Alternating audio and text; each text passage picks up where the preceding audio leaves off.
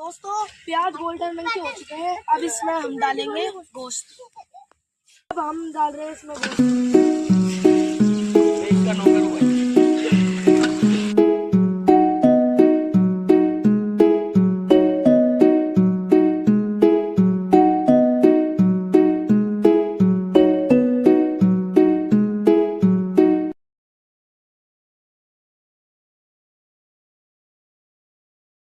तो चलिए दोस्तों गोश्त को फ्राई करते हैं। दोस्तों अब हम डालेंगे इसमें मिर्च।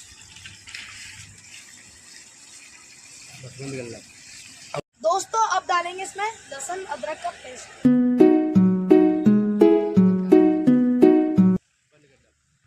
नमक मिर्ची। तो हमने इसमें डाल दिए कस्तूरी मेथी। दोस्तों हम डाल रहे हैं इसमें मिर्ची कश्मीरी। दोस्तों हमने इसको पकने के लिए छोड़ दिया है।